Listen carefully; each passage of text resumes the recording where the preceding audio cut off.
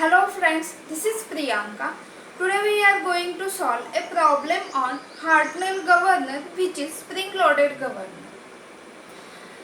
For this Hartnell governor, there are two bell crank levers are used, which are pivoted at point O. In this video, we are going to understand how to draw the diagram as per given data. We are also going to use simple basic formulas instead of using complicated formulas. Now first, I will read what is the given problem. A Hartnell governor having a central sleeve spring and two right angled bell crank levers moves between 290 rpm and 310 rpm for a sleeve lift of 15 mm. The sleeve arms and the ball arms are 80 mm and 120 mm respectively. The levers are pivoted at 120 mm from the governor axis and the mass of each ball is 2.5 kg. The ball arms are parallel to the governor axis at the lowest equilibrium speed. Determine first load on the spring at the lowest and highest equilibrium speeds. Second, stiffness of the spring. So this was the given question. Let us first understand how to draw the diagram as per given data. Now if we observe, speed range is given from 290 rpm to 310 rpm. So we can say that the lowest equilibrium speed is 290 rpm and the highest equilibrium speed is 310 rpm. For the lowest equilibrium speed, it is given that this ball arm is parallel to the governor axis.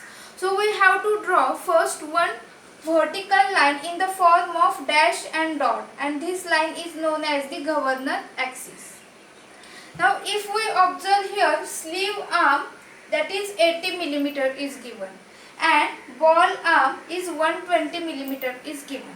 So here is the fulcrum point O, and from this point O we have to draw one horizontal line which is known as sleeve arm, which is 80 mm. So we will give here the notation as a Y. And ball arm is 120 mm. So this ball arm is parallel to the governor axis. So we have to draw here one vertical line which is 120 mm, and we will give here as a notation X. So from this fulcrum point O to the center of ball, this distance OB1, which is equal to ball arm, which is equal to 120 mm. Now if we observe, pivoted point from this axis is equal to 120 mm. So pivoted point is nothing but this fulcrum point, and the distance from this governor axis is given as a 120 mm. So this distance we will say notation is R. So we will say that this horizontal distance is nothing but R. Now the weight of or mass of this fly ball is given. Mass of ball 2.5 kg. So because of this mass, there is the weight which will act in vertically downward direction passing through the center of ball. So I have shown here this weight mg. Then there is the centrifugal force also that will act in radially outward direction passing through the center of ball. So here is fc1. Now if we observe, this is the diagram for the lowest equilibrium speed. So for this lowest equilibrium speed, we will use here this suffix, that is 1. So this sleeve arm, that is Y, is given, but here what is the position of this sleeve arm? That is the horizontal line. So we can say that Y is equal to Y1. Then this vertical line, that is the ball arm, and what is the position of this ball arm? That is, this is the vertical line, and that's why we will say that X is equal to X1. In the same way, there is R is equal to R1, and A1 is equal to R minus R1, but here R is equal to R1, that's why we can say that for this case A1 is equal to 0. So these are the notations that we have to keep in mind. Now here is the central load. So this is the central load, that is mg plus S1 by 2. Because here the Hartnell is the spring loaded governor S1, that is the spring force at the sleeve that we have to consider. So for lowest equilibrium speed we will say that spring force S1 is there, and what is the load? So load at the end of this sleeve arm we have to show in downward direction, and that is equal to mg plus S1 by 2. So this is the diagram for the lowest equilibrium speed. Now we will move for the highest equilibrium speed. So for highest equilibrium speed, there is the sleeve lift is given 15 millimeter.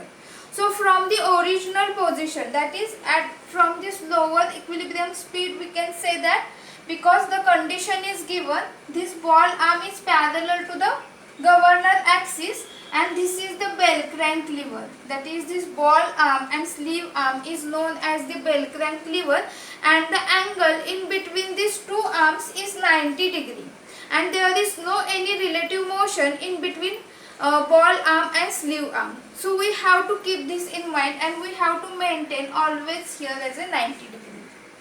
So for highest equilibrium speed, how to draw the diagram with sleeve lift?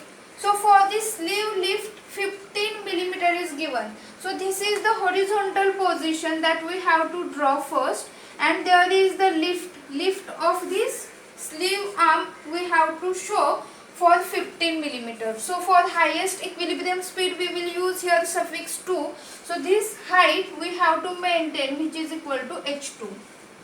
So this h2 is equal to 15 millimeter. So I will write here. So this is the fulcrum point O. So as per the given data, what is the pivoted point from the axis? So we have to draw here as a governor axis. Then at 120 millimeter apart, we have to draw here as a pivoted point or fulcrum point O. And again, this is the construction line, that is the horizontal line and vertical line that we have to draw. And then sleeve lift is 15 millimeter. So we have to take this lift, that is the distance in between this end point, which is equal to 15 millimeter. And what is the length of this sleeve arm? So length of this sleeve arm is 80 millimeter. So I will write here, this is known as X. So this is known as Y. Sleeve arm notation is Y. Then this is the inclined line. But what is the horizontal distance? So if I extend this point O and this end point of this sleeve arm, then here the distance we will get Y2. That means this distance Y and Y2 are different, because here this arm is getting inclined. In the same way, we have to maintain 90 degree angle in between the sleeve arm and ball arm. So here from this line we have to draw one vertical inclined line at 90 degree angle. So this is also the inclined line. So what is the distance in between O to B2? That is the length of ball arm, which is equal to X. So I will write here as a X. But we have to take vertical distance because this line is inclined line. So if I extend this point O here and this center point of this ball, fly ball here, then this vertical line is nothing but X2. So here also X and X2 are different. That is, these lengths are different. Now again, pivoted point from this governor axis. So pivoted point is O. So distance is nothing but R. That is same here from this lowest equilibrium speed. And what is the distance R2? So if we observe here, distance R2 is nothing but the distance from this governor axis to the distance of the center of the fly ball. And this distance, we will say that this distance is nothing but R2. So if we observe this diagram, here R2 minus R, which is equal to A2. So here this gap, we will say that here is A2. Then centrifugal force that we have to show, that will act in radially outward direction from the center of the fly ball. Then because of mass of the fly ball, we have to show weight.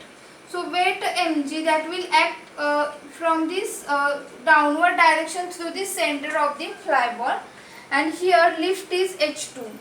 Then the central load at the sleeve. So here also we have to consider the spring force, because in Hartnell governor is spring loaded governor. So what is the spring force? at this point, that is mg plus s2 by 2. So we have to show this. So in this way, this diagram, that is for lowest equilibrium speed and highest equilibrium speed, is getting completed.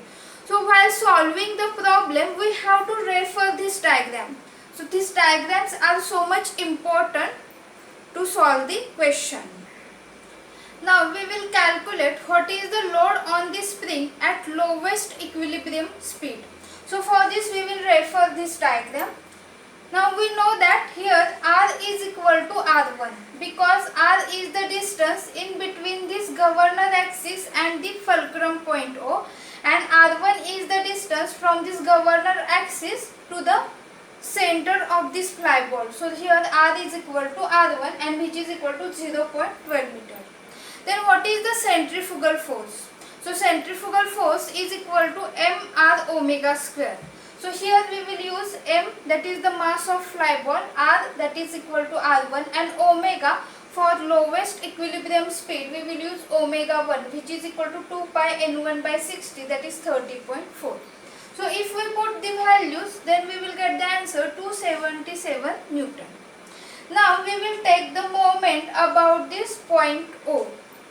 So how to take the moment? That is force multiplied by the perpendicular distance. So here centrifugal force is there, weight mg is there, and here is the central load at the spring, that is mg plus s1 by 2, which will act in vertically downward direction. So we will understand this moment with the help of compass. So if I take the center point at this O and move the compass in the direction of the centrifugal force, then here is the direction. So I will draw here. So here is the direction. So this direction is in the anti-clockwise direction. And what is the perpendicular distance? So perpendicular distance is equal to x, and which is equal to x1. So I will say that fc1 into x1. Now here mg is along the vertical line of O. So we will take here any moment that we can take. So here is answer 0. And then we will take the moment for this mg plus s1 by 2. So again I will take the center point as a O and move the compass in the direction of mg plus s1, that is in the downward direction. So where is the direction of motion? That is in the clockwise direction. So here is anti-clockwise direction, here is clockwise direction. So both are in opposite direction. So on other side of equation I will write this moment, that is mg plus s1 by 2 multiplied by perpendicular distance y is equal to y1. So which is equal to mg plus s1 by 2 into y1. So this x1 is known, y1 is also known, fc1 that is calculated.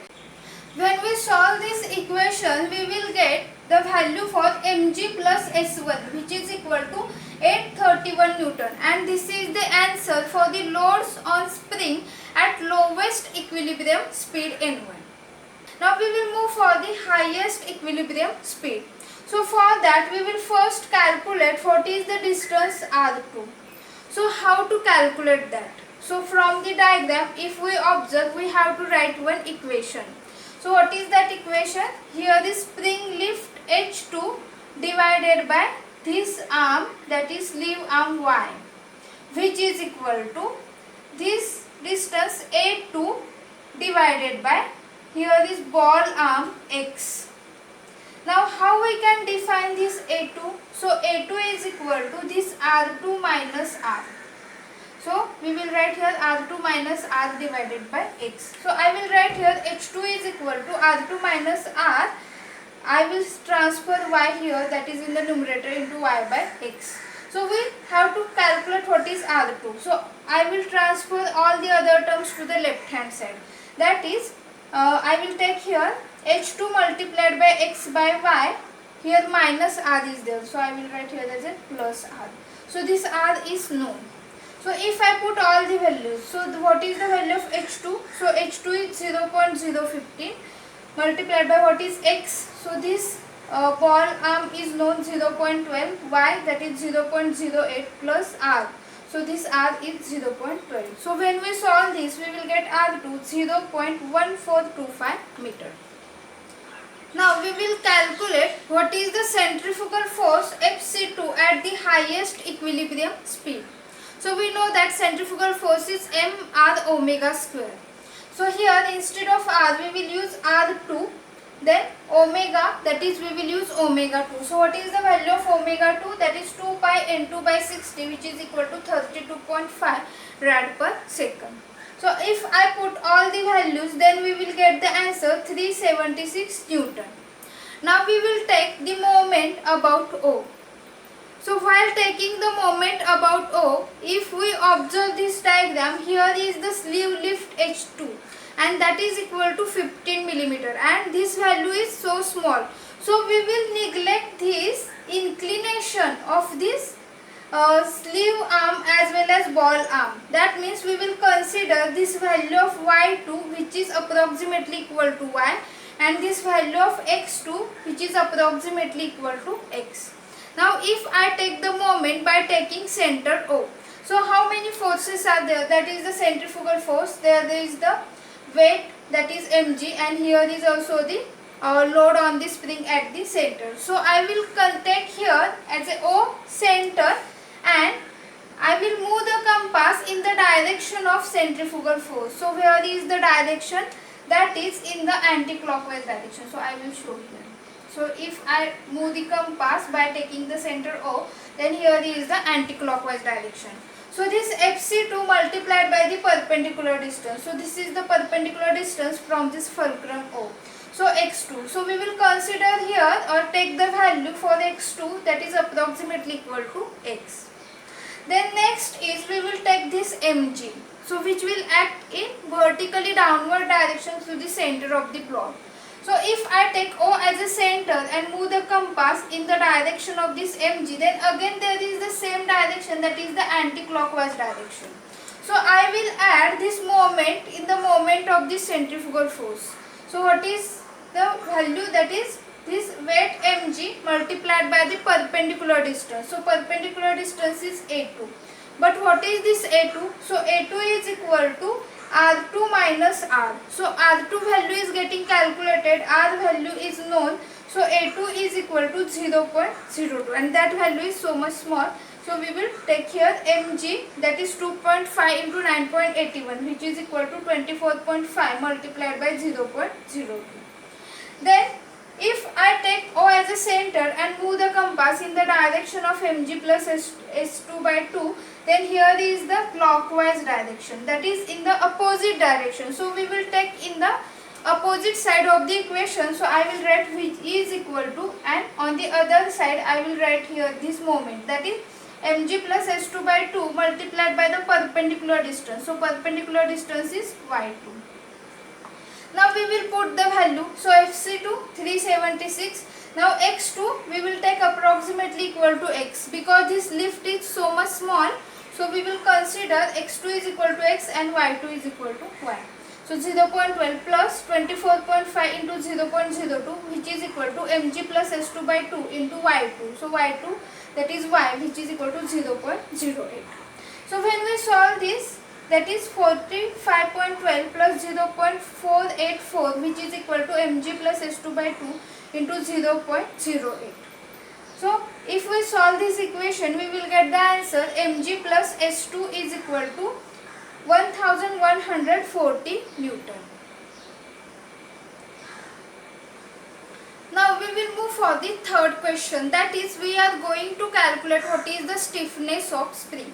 So for that we have formula H into S, which is equal to S2 minus S1. So this H is the total sleeve lift for this lowest equilibrium speed and highest equilibrium speed.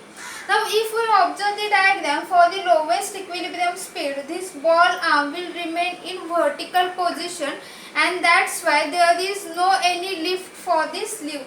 So H1 is equal to 0.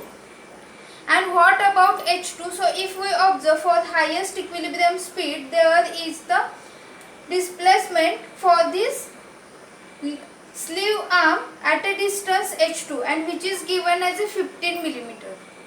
So how we can write the equation? H is equal to H1 plus H2. So H1 is 0, H2 is 15 millimeter. So 0 plus 15, that is equal to 15 millimeter. Now how to calculate the right hand side, that is S2 minus S1. Now if we observe, we have equation mg plus S1 is equal to 831 Newton. I will write here equation number 1. mg plus S2 is equal to 1140 Newton. I will write here equation number 2. So when I take equation number 2 minus equation number 1, then what will happen? On left hand side, here this mg and mg is getting cancelled, and S2 minus S1 that will remain. So what is S2 minus S1? That is 1140 minus 831. So if I put value, so the value of H is 15 millimeter, S that we have to calculate. So 1140 minus 831. So S is equal to, I have to write answer 20.6, and unit is Newton per millimeter. So why millimeter is there? Because here H, value of H is given, that will be in millimeter. And this S2 minus S1, the unit is Newton, that's why unit is Newton per millimeter.